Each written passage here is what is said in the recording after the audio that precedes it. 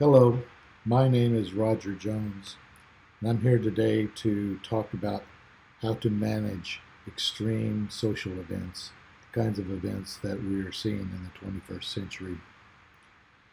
I'm going to propose a piece of technology that we're all familiar with and is currently existent to see if that technology can help us out in understanding and discovering the complex situations that are occurring. Well, we know that the 21st century is just not the 20th century. Uh, Social systems are more complex, and there's complexity mismatch uh, among various players in society. For instance, no one can deny that technological complexity has increased, or that the global economy complexity has increased. Same is true with political complexity and inequality in income, education, ability to deal personally with complexity. Those are all problems that are more 21st century problems than they are 20th century problems.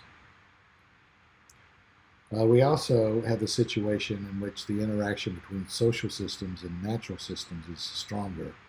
We have climate complexity, climate change going on, and as the population increases, we have resource management. Extreme social events, which we call X events, are much more common now, or seem more common in the 21st century. These are political events, uh, such as the overthrow of old political systems, market events, healthcare, you name it.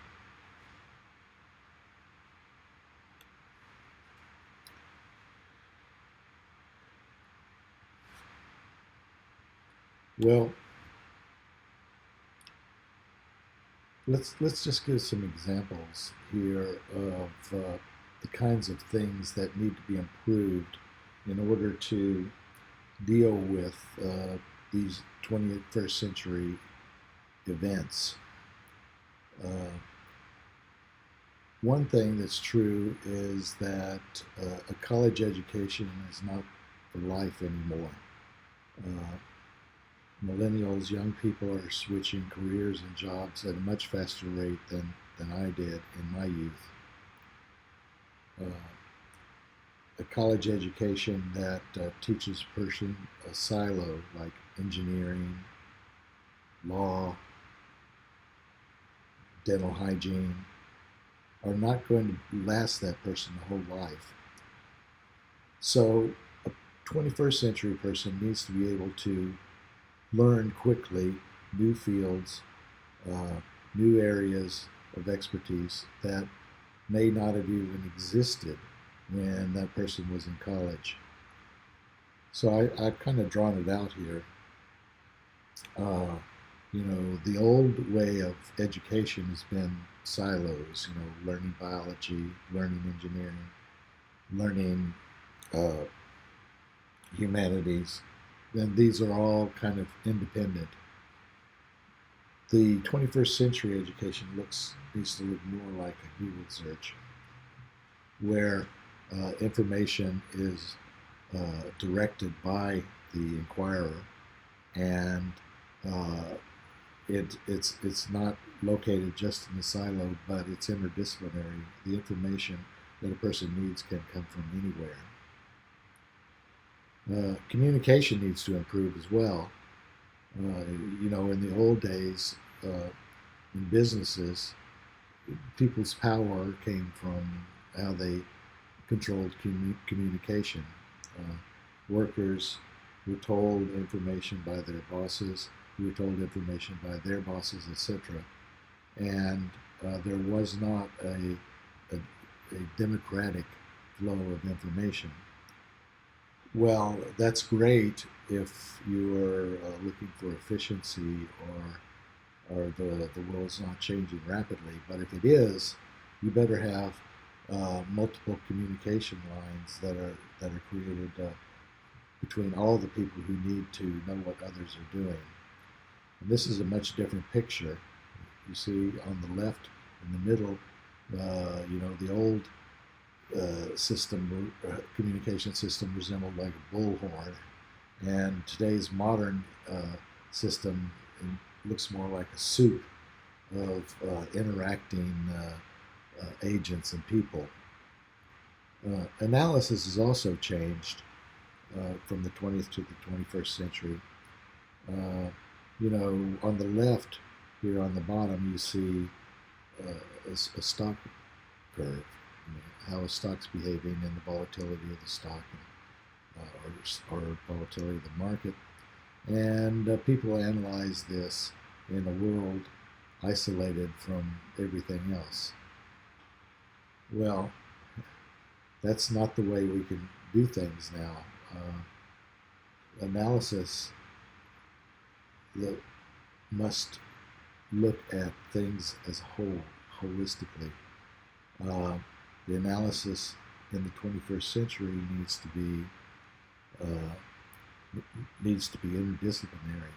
You cannot live in a silo because decisions made in a silo are very quickly found to be non-workable. Well,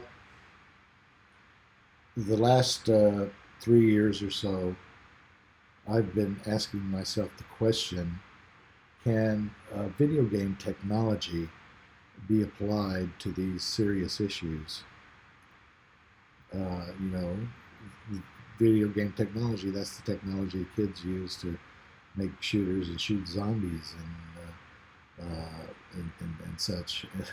And can that technology be used for serious application to help people communicate better, educate better, and discover complex situations better?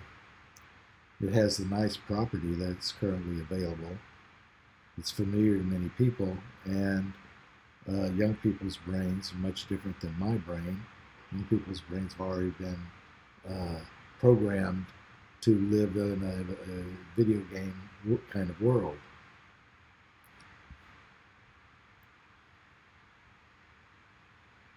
Well, okay. So I have to confess that I stumbled around for at least 2 years making video games to try to do things, educational video games, uh, for serious coursework, uh, video games for businesses, for business people to learn uh, how to operate in a complex business world, and video games to help researchers discover new things. And I have to confess that those 2 years were pretty much a failure. I wasn't making anything that resonated with people or they found useful. But my brother, who is a professor of biology at the University of North Carolina, kind of took up my cause for a little bit and enlisted some computer science students to take a look at what I was doing and see if they could help us out. And indeed they did, and came up with a nice, clean process and design that people now seem to resonate with. And in fact, I'll show you the software in just a second, but it is now being used in a classroom starting in autumn of 2019. Here we have the software for the How Water Thinks learning game. It's not really the whole game, it's a piece of it that discusses diffusion and electricity. Uh, this software is designed to teach students, in this case upper level college students, how the physics and biology works in order to generate nerve impulses. This work was sponsored by the National Science Foundation, as you can see by the little logo down here in the corner. The learning software is fairly short. It includes 5 scenes that the user can go through, interacting with the scenes, interacting with simulations of the science that's going on, and getting feedback. So let's just jump in so you can see what I'm talking about. Here's the first scene, and let's just go right to it. It's a very simple scene. We have a bunch of sodium ions sitting on one side of a cell membrane, no ions on the other side. That's pretty simple. If we open a channel, a hole in the membrane, then sodium ions can pass through from the top to the bottom. This is how it starts out, and 5 slides later, what we see is something much more sophisticated. The slides have led up to this process, going through each step slowly and interactively. In this case, we have a more realistic situation where we have sodium ions on one side of the membrane, potassium ions on another side of the membrane, and chlorine ions on both sides. And we also have a little channel here, a little hole in the membrane that allows potassium ions to go through the membrane. Well, since sodium and potassium are charged, electric fields are set up, and you can see the little arrows representing the electric fields here, and it's measured by a little voltmeter on the side here. So this is an actual physics simulation of what's going on. And we can interact. We can open up the sodium channel, which is important for nerve impulses, and then we see here's the sodium channel right here. We see the electric fields getting much smaller, and that's the basic learning element that we would like to do. We also have a lot of description down at the bottom of what's going on. Okay, there. And we have the mathematics displayed up here. We can dig deeper into this by hitting the dig deeper button, of course, and we can learn in more detail about various aspects of some of the science that's going on here. Here we can dig deeper into the Nernst equation, and let's just look here.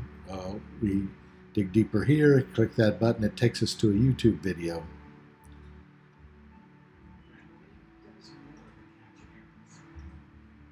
All right, here we go. Here's the YouTube video, and it goes into some detail about the science and physics and biology that's going on behind this. Okay.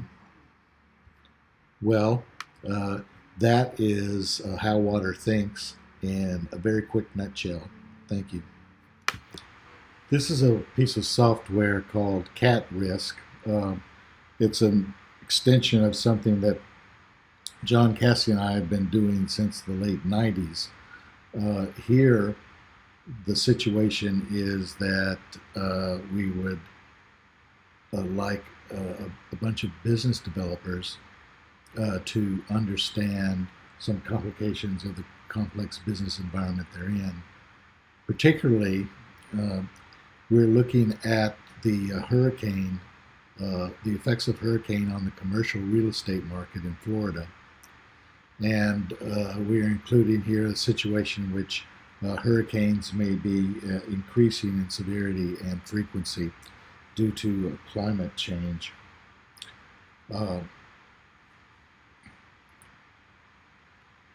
Basically, we can choose our business. We can be the developer where we're buying and managing property. We could be a primary insurance company that insures the developers, or we can be a reinsurance company that insures the primary insurance companies. Since these two are not really built yet, we'll just look at developer. The game is very simple. There's you as a player, and you have a couple other developers who are competing with you to buy properties, which you have displayed here around Florida. Here's a hotel, here's an office building, and here's a shopping center. You get to buy these properties, But you have the complication that hurricanes, like this one out here in the Gulf of Mexico, will stop by your establishment occasionally and wreak havoc. So you need to understand how to uh, manage your risk by managing your leverage of your debt, by purchasing properties that have more or less hurricane exposure, uh, by purchasing properties that have a more stable but maybe smaller return income, or even perhaps a higher return, less stable income. The choices are yours, and you play the game, and through your income statements and balance sheets. At the end of the game, you're either ahead or you're bankrupt. So that's the nature of the game, and we can set up a player here. Let's kind of begin how you would do it. Let's set up your player here, uh, and first thing let's look at is risk appetite. We can have a very high risk appetite or a very low risk appetite. If we have a very high risk appetite, then this means that our loans with the bank are highly leveraged as they can be. And that's a little bit riskier situation, but potentially more profitable.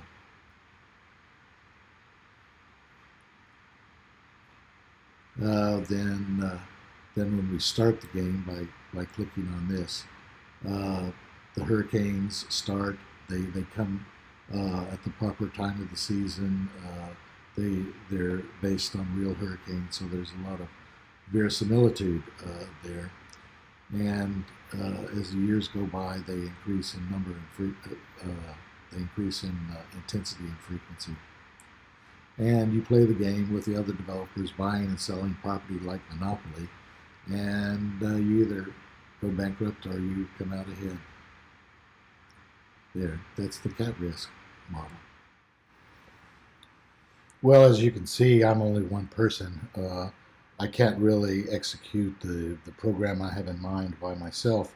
Fortunately, uh, the ideas I'm talking about here have gained some momentum over the last year, and we have a number of people engaging. We have the University of New Mexico who's signed up for a 3-year project. They'll bring in students to help build video games. Their project is involved with water management, a scarce resource in the arid Southwest. Um, Also, with Stevens Institute, uh, there's a project we're working on with the government that involves uh, design process, how to do optimal design, both from an engineering point of view and from a social point of view.